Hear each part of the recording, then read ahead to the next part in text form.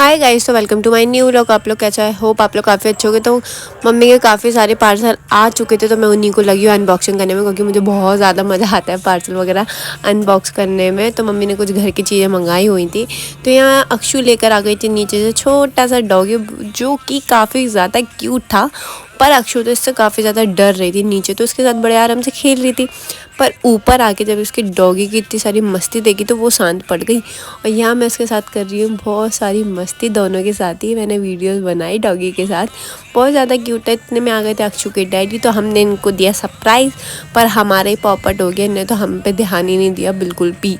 तो यहाँ अक्षु को पिला रही हूँ मैं कोल्ड ड्रिंक, वैसे इसे मना है, पर ये अपनी जिद के आगे ना ये सारे काम मुझसे करवा लेती है, तो मैं इसे मना नहीं कर पाती हूँ। तो यहाँ मैंने अक्षु को थोड़ी थोड़ी सी पिला दी थी, वैसे बच्चों को देनी नहीं चाहिए, पर कोई ना। तो यहाँ इनका तो खाना हो गया, तो उसका ये मुझे गरम गरम रोटी अपने हाथों से सेक के खिला रहे हैं। उसके नेक्स्ट डे हम लोग हो जाते हैं रेडी शेडी, वो भी कहाँ के लिए।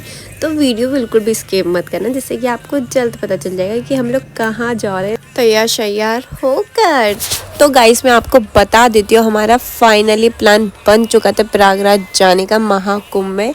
तो हम लोग वहीं के लिए निकल चुके हैं। उसके बाद हम लोग सुबह के टाइम निकले थे, तो अभी हम लोग फ़िलहाल करें चाय नाश्ता एंड खाना वगैरह। उसके बाद काफ़ी हमें लॉन्ग टाइम चलना है, तो अभी हम लोग पेट पूजा वगैरह तो अपने कर लेते हैं, उसके बाद चलते हैं। तो फाइनली हम लोग पहुंचने ही वाले हैं, क्योंकि गाड़ी हमने पार्किंग में लगा दी थी। उसके बाद हम लोग निकल जाते हैं जल्दी जल्दी से।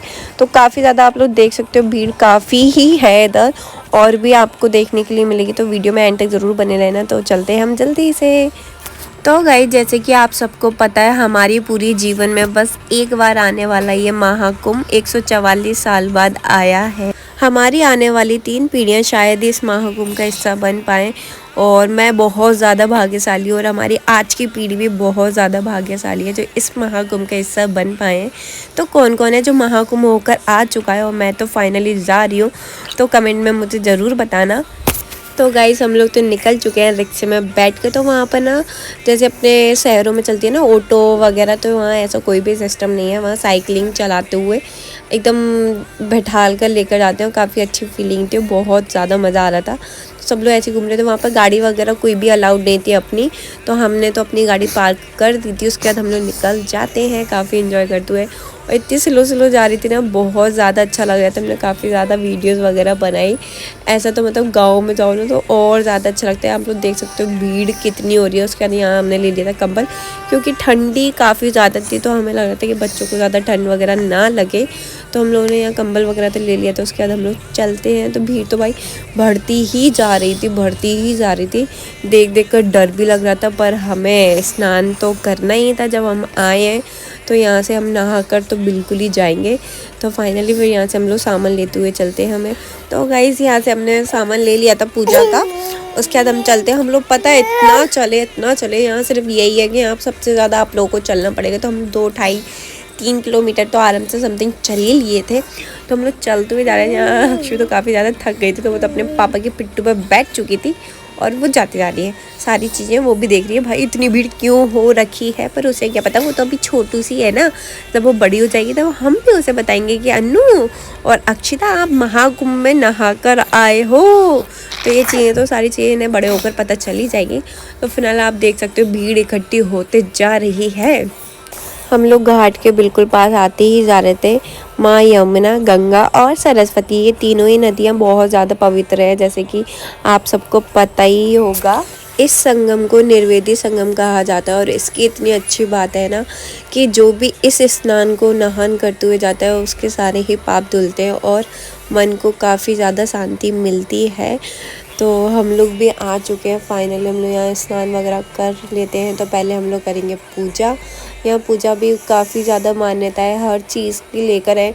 जो माने उसके लिए सब कुछ, जो इन सब चीज़ों को नहीं मानता है उसके लिए कुछ भी नहीं है, पर हम तो इस सारी चीज़ों को मानते हैं। तो फाइनली तो हम लोगों ने नहान वगैरह किया, काफ़ी अच्छे से पूजा वगैरह की। अभी कुछ टाइम पहले मैंने एक लाइन पढ़ी थी, पाप शरीर नहीं करता विचार करते हो, और गंगा विचारों को नहीं सिर्फ शरीर को ही धोती है। तो ये कहीं ना कहीं तक तो लाइन सच्ची है, और जो भी आया है इस स्नान में तो यहीं तक कि अपने सारे मन को शांत करके ही जाएं। हम तो आ गए प्रयागराज। कभी सोचा नहीं था कि हम लोग भी आ पाएंगे, इस कुंभ का हिस्सा बनेंगे, पर फाइनली आ गए। तो आपको ये तीनों नदियाँ दिख रही होंगी, माँ गंगा, यमुना और सरस्वती। तब यहाँ बनता है संगम। तो यहाँ हम लोगों ने स्नान वगैरह कर लिया, तो उसके बाद हम लोग निकल जाते हैं यहाँ से इतना पवित्र जल लेकर। तो ये काफ़ी ज़्यादा बहुत अच्छा जल है ये सबसे ज़्यादा। उसके बाद हम लोगों ने यहाँ थोड़ी पेट पूजा वगैरह करी, क्योंकि यहाँ खाने वाने का बहुत कम सिस्टम था और होटल वगैरह तो यहाँ बिल्कुल ही नहीं थे, कुछ भी नहीं था यहाँ।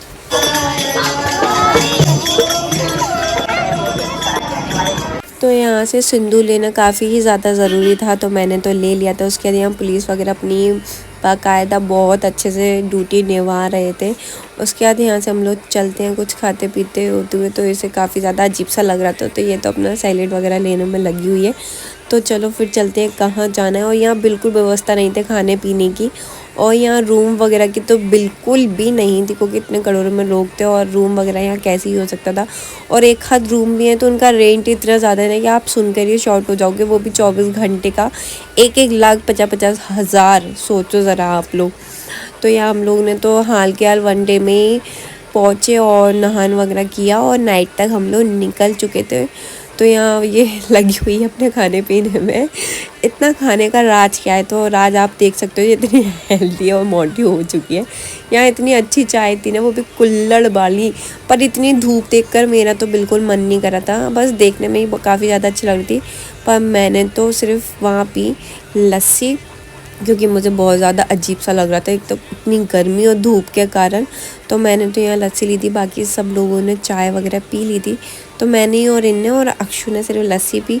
बाकी जियाई और मम्मी को तो चाय ज़्यादा पसंद है, ये चाय के लवर है, काफ़ी ज़्यादा दीवाने हैं। और अक्षु सिर्फ लस्सी की, उसे तो ठंडा चाहिए होता है, उसे तो सारी ही चीज़ें चाहिए होती हैं। तो यहाँ हम लोगों ने लस्सी वगैरह पी ली थी। उसके बाद हम लोग इतना ज़्यादा थक चुके थे, मतलब कुछ किया भी नहीं, पर बहुत ज़्यादा अंदर से ऐसा लग रहा था काफ़ी ज़्यादा थक चुके।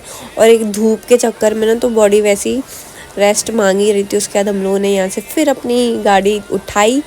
मतलब इसमें बैठने में भी इतना मज़ा आ रहा था। एक तो इतनी स्लो चल रही थी, जो पैदल चल रहे थे वो हमसे फास्ट आगे ज़्यादा बढ़ रहे थे।